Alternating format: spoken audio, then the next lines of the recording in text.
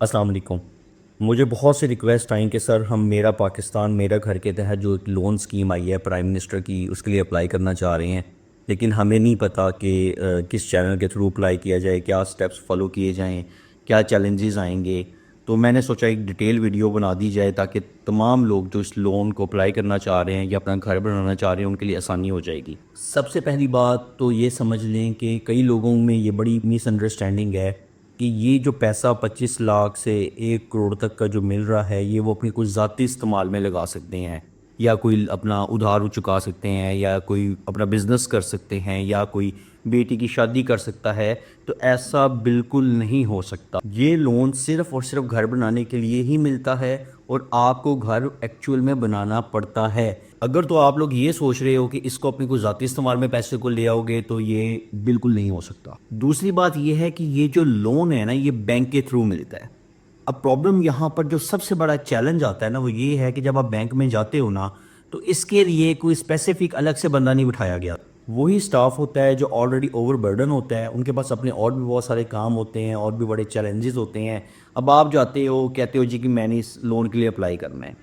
अब डेफिनेटली एक बंदे को समझाने के लिए ना 40 से 45 मिनट चाहिए, क्योंकि ये तो मैं वीडियो बना रहा हूँ ना 5-10 मिनट में इसको कंक्लूड कर दूंगा। लेकिन जब 1 to 1 कोई बैठता है ना तो उसकी क्वेश्चन बातों में से बातें, बातों में से बातें। अब वो मुझे एक बात बताएंगे, जो बैंक ऑफिसर है वो क्या करे? वो आपको 45 मिनट अगर एक बंदे को देगा तो वो अपने काम कब करेगा? और एट अ टाइम 4-4 5-5 लोग भी ये इन्फॉर्मेशन लेने के लिए बैठे होते हैं। और लोन ना मिलने की सबसे बड़ी वजह भी यही होती है क्योंकि ओवरबर्डन लोग होते हैं। जब आप उनके पास जाते हो अपनी लोन की प्रोसेस करवाने के लिए तो वो कोशिश ये करते हैं कि आपको रिफ्यूज़ ही कर दिया जाए या आपको बाद का टाइम दे दिया जाए, और एक बड़ा लेंथी प्रोसेस होता है। तो बहुत कम लोग ही होते हैं जो अपने असल मकसद तक पहुंच पाते हैं, अदरवाइज रास्ते में ही लोग गिव अप कर देते हैं। सबसे पहले हम बात करते हैं कि जो लोन है ना वो कितनी टाइप का है। फाइनेंसिंग टाइप 4 किस्म की हैं।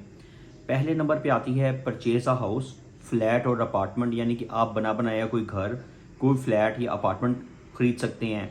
दूसरे नंबर पे आता है कि या तो आप अपना प्लॉट खरीदेंगे और उसके ऊपर कंस्ट्रक्शन करेंगे, यानी कि प्लॉट प्लस कंस्ट्रक्शन, या फिर आपके पास ऑलरेडी कोई घर अवेलेबल है, आप उसके मालिक हैं और आप उसकी एक्सटेंशन करना चाह रहे हैं, उसमें मज़ीद इजाफा करना चाह रहे हैं कोई, उसके लिए लोन मिल सकता है।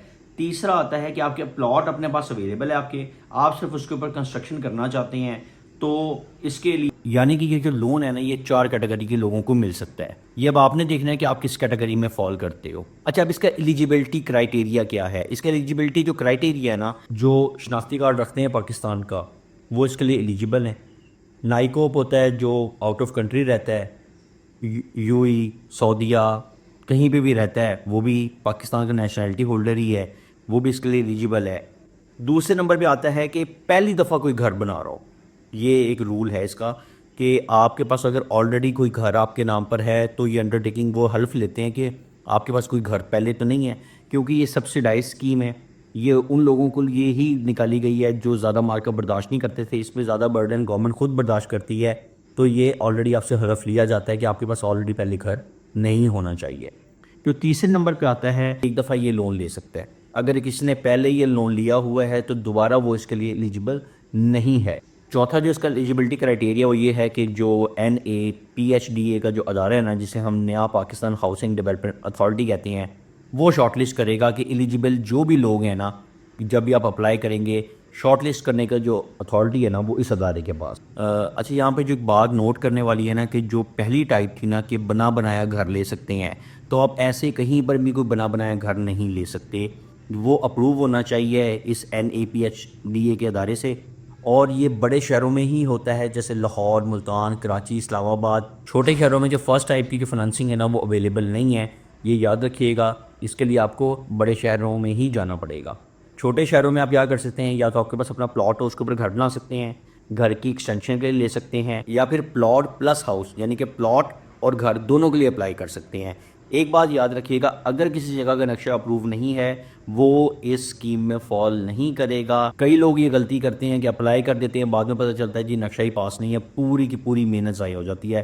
नक्शा पास होना बहुत ज़रूरी। अच्छा, फिर आता है जी कि लोन टेन्योर कितना है, कितने अरसे के लिए ले सकते हैं। तो उन्होंने साफ बताया जी कि 5 साल से लेकर 20 साल तक के टेन्योर के लिए आप इस लोन को अवेल कर सकते हैं। मिनिमम 5 है और मैक्सिमम 20 साल है। लेकिन बात वही है कि जो अप्लाई करने वाला पर्सन है वो कितना कॉम्पिटेंट है और उसके बाद कितना टाइम है, और आप अगर प्रॉपर इन्फॉर्मेशन के साथ बैंक में जा रहे हैं तो ये लोन आपको ज़रूर मिल सकता है। एक बहुत जो कॉमन क्वेश्चन पूछा जाता है कि सर इंस्टॉलमेंट कितनी बनेगी। अच्छा, ये वेबसाइट के ऊपर ना एक इंस्टॉलमेंट कैलकुलेटर भी दिया हुआ है कि अगर आप लोग नया पाकिस्तान के प्रोजेक्ट के तहत अप्लाई करते हो तो आप सेलेक्ट करोगे कि भाई जी मैंने इस प्रोजेक्ट के तहत अप्लाई करना है, कमर्शियल बैंक से करना है, वो हो ही कमर्शियल बैंक से सकता है सिर्फ, ठीक है।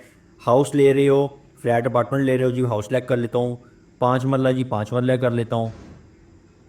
टायर खुद ही सेलेक्ट करेगा, वो काइबर उसने ऑलरेडी सेलेक्ट किया हुआ है, 12.32 चल रहा है, आज की डेट 5 मई की दी हुई है। कितनी अमाउंट चाहिए? मैं कहता हूँ जी मुझे चाहिए 20 लाख रुपया। कितने साल के लिए चाहिए जी? 5 साल, 6 साल, 5 से 10? मैं कहता हूँ जी 5 साल के लिए चाहिए। प्रोसीड करें जी।